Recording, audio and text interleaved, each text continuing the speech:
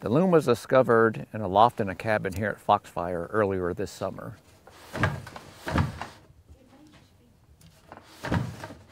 A lot of what we do at Foxfire is we honor the past and we interpret it in the present, but we want people to understand just how hard it was to do the simplest things. The goal for the museum is to increase the understanding of the Appalachian culture and to have people walk away with a greater appreciation of the culture. Alan and Milissa Dewey, who are experts on looms and weaving, were asked to come up to the museum and assess our loom collection. It would be cool if we could get it going. Okay, let's try it. So they came up to the cabin. Milissa knew it was a Rocker Beater Loom as soon as she saw the rocker and became really excited. So that's the rocker, part of the rocker loom right there. And then so it rocks like this. Yeah. It's got a little bit of a flat bottom too. Right there. So that's the magic piece of it. Yep. The Rocker Beater Loom was a design of loom that was used in the southern Appalachian Mountains in the 18th and 19th centuries. It was an amazing find that we didn't know was there, but it had probably been there for 40 years, you know, in just a disassembled state. Oh, wow! The rocker right there. Look at that. We started pulling parts down from the loft, and we realized that we actually had the parts for 2 looms. We separated the parts into 2 piles to assess which was which. Yeah. How it's cut into the square.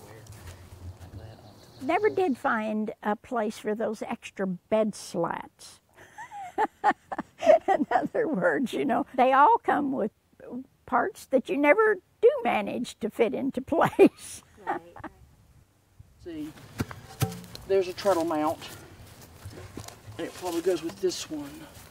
And I suspect that treadle. It's been speculated kind of academically that this rocker beater was somewhat native to the Appalachians, that it was the Appalachian people that pushed the making of the rocker beater looms forward. And so for Foxfire to have one sitting up in the attic of the cabin seemed rather pleasing. It was kind of fitting. That's the thing, is finding all the little weird pieces that put it together. Those are easily made, if that's what we end up doing. Aha! Like, what? Like that? Yep. Yeah? Yep. That's the base. So they go like this? Yep. There we go. Yeah, they got matched. Yep. Damn. And there it goes. Isn't that cool? There's your lathe, Look at which that. is your beater assembly. Yep. Cool. The beater is what holds the reed, and when you pull the beater towards you, it pushes the yarns together to make it tight.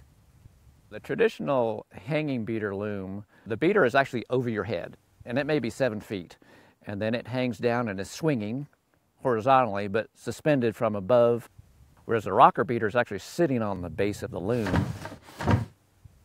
and has a rocker, like a chair rocker, that's sitting there and rocks back and forth. It's archaeology, you know.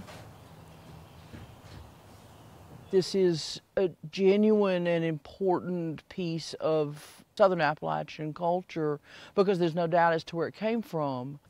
Most of the other rocker beaters that I know of where 3 are hiding away.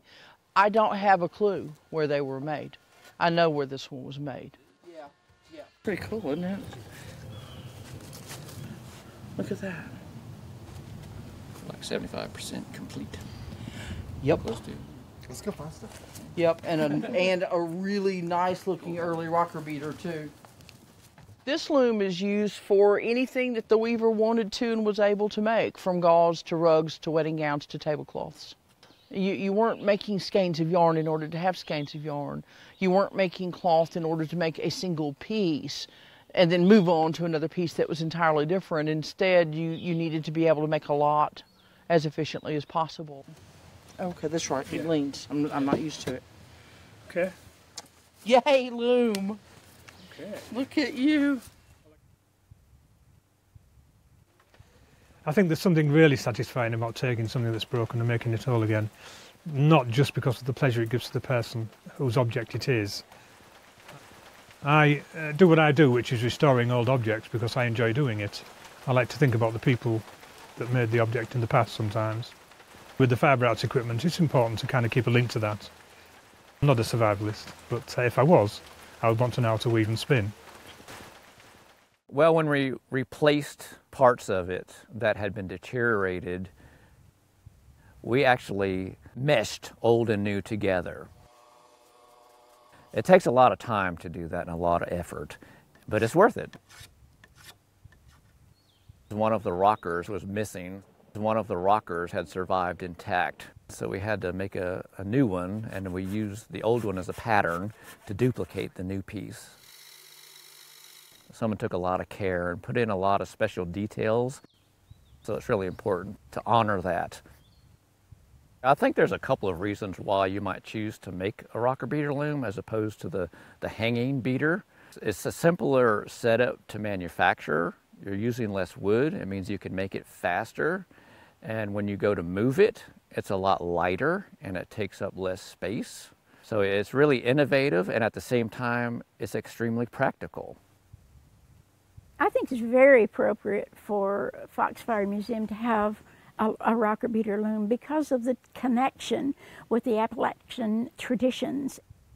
The way the looms are clustered in the Appalachian area leads me to believe that it is a regional design that originated in the Appalachian area.